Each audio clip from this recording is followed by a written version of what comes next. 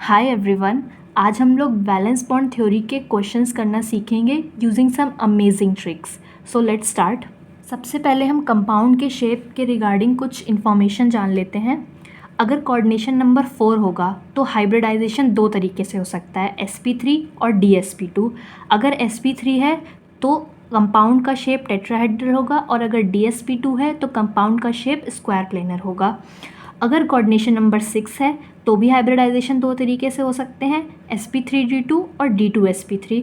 दोनों ही केस में कंपाउंड का शेप ऑक्टाहेड्रल होगा। Now let's see how to solve questions of VBT.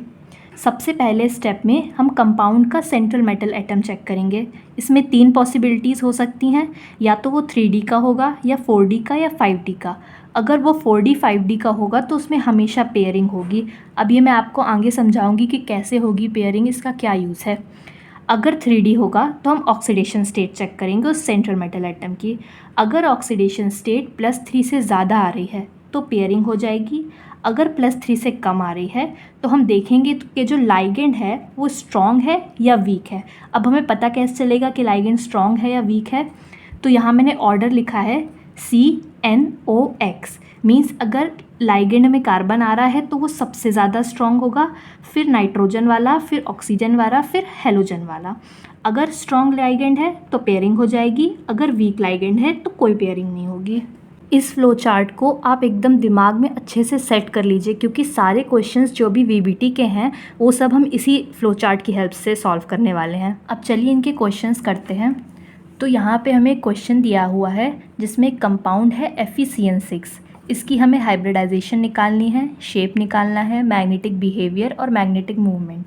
तो एक एक करके हम स्टेप वाइज चलेंगे। जिस स्टेप में मैंने जो फ्लो चार्ट बताया था उसी स्टेप में हम क्वेश्चंस को सॉल्व करते हुए चलेंगे। तो उस फ्लो चार्ट का पहला स्टेप था सेंट्रल मेटल एटम को चेक करना। अब हमें पता है जो Fe है वो 3D सीरीज़ में आता है। फिर अगर वो 3D सीरीज़ में आ रहा है तो इसका हम ऑक्सीडेशन स्टेट चेक करेंगे। तो यहाँ आ जाएगा x -6 इज इक्वल टू, इधर पे -4 होगा, इज इक्वल टू -4। तो x की वैल्यू आ जाएगी +2। तो यहाँ पे आ जाएगा Fe +2। अब अगर हम Fe का इलेक्ट्रॉनिक कॉन्फ़िगरेशन लिखेंगे तो आएगा आर्गन 4s2 3d6। अब हमें पता है 2 इलेक्ट्रॉन निकाल लिए गए हैं तो वो s से जाएंगे सबसे पहले, तो हमारा आ जाएगा 3d6। अब अगर इसको हम लिखते हैं तो ये हम बना लेंगे d ऑर्बिटल्स, 1 2 3 4 5 और ये 6, ठीक है। और यहाँ पे आगे आ जाएंगे 4s और 4p। ये है 3d, ये है 4s और ये है 4p।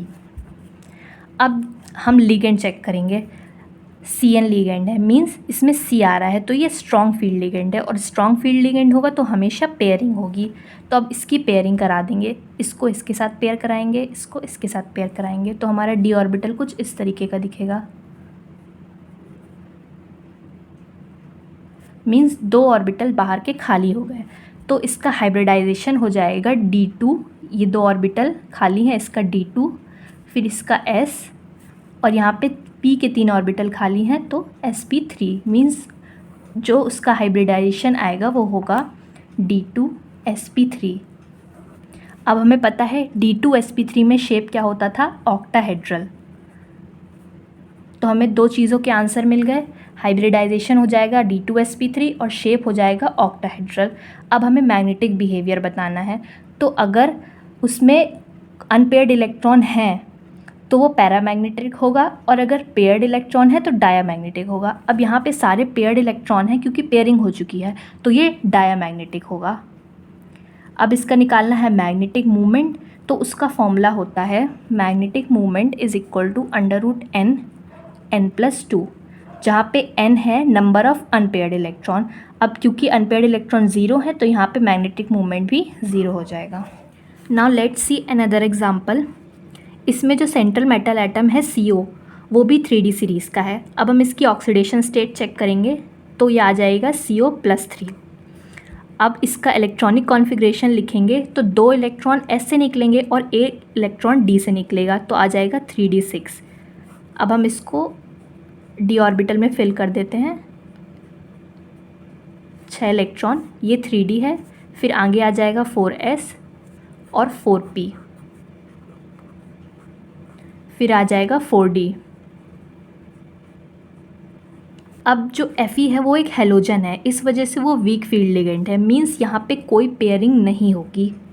तो जो हाइब्रिडाइजेशन आएगा वो आएगा sp3d2 ऑक्टाहेड्रल, इसका शेप होगा ऑक्टाहेड्रल। अब क्योंकि D2 बाहर है तो ये आउटर ऑर्बिटल कॉम्प्लेक्स होगा। अगर D2 sp3 होता मींस D2 अंदर साइड होता तो ये इनर ऑर्बिटल कॉम्प्लेक्स होता। अब यहाँ पे अनपेयर्ड इलेक्ट्रॉन है तो ये पैरामैग्नेटिक होगा और इसका मैग्नेटिक मूवमेंट निकालने का फॉर्मूला होगा √n+2। n यहाँ पे अनपेयर्ड इलेक्ट्रॉन है तो यहाँ पे अनपेयर्ड इलेक्ट्रॉन कितने हैं, 1 2 3 4, तो यह आ जाएगा 4 + 2 √24।